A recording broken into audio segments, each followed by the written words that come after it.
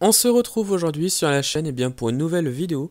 Et donc aujourd'hui on se retrouve pour la présentation de l'une de mes miniatures. Et aujourd'hui je vous présente la Jaguar MK2 qui est ici au 1.18 de chez Beburago. Alors l'histoire de cette voiture là, faut remonter à la fin des années 50, en 1959, où Jaguar sort la Jaguar MK2.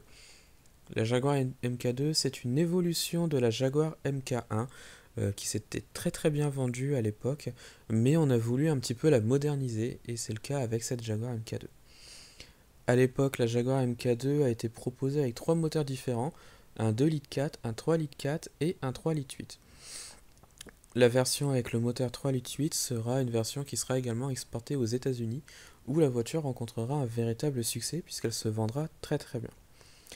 Il n'y a pas beaucoup de différence par rapport à la MK1, comme je le disais, c'était surtout une amélioration et ça plaisait beaucoup à l'époque et la voiture s'est très bien vendue.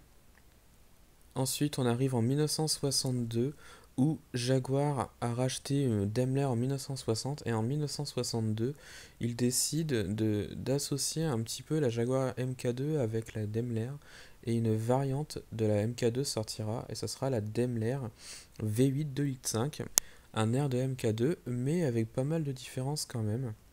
Voilà.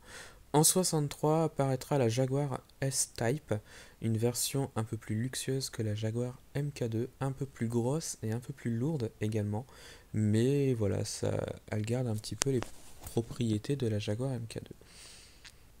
Ensuite, en 1967, c'est la fin de la MK2.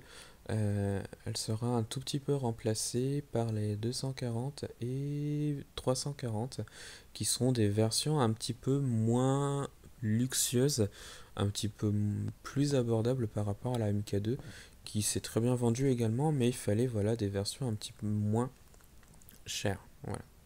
Suite à cela, malheureusement, la MK2 deviendra un tout petit peu has-been, j'ai envie de dire, et donc elle commencera à disparaître à la fin des années 68, en septembre 68, et voilà, c'est la fin de la commercialisation de la 340 en 68 également, et la fin de la commercialisation de la 240 en 69.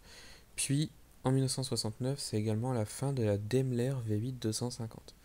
La voiture sera remplacée rapidement par la Jaguar XJ6, qui sera l'une des dernières berlines de cette époque, puisqu'il faudra attendre les années 90 pour voir réapparaître une version d'une berline de chez Jaguar.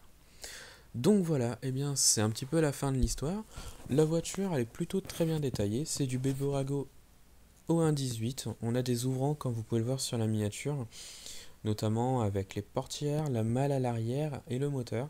C'est une voiture qui est très impressionnante parce qu'elle est vraiment très grosse, mais vraiment très bien faite. Voilà, donc voilà un petit peu l'histoire de la voiture. Et voilà, donc ça va être la fin de la vidéo. Dites-moi ce que vous en avez pensé en commentaire donc de la vidéo et de la miniature. Retrouvez-moi sur la chaîne pour d'autres vidéos et retrouvez-moi sur Instagram et Facebook, le compte Petite Voiture.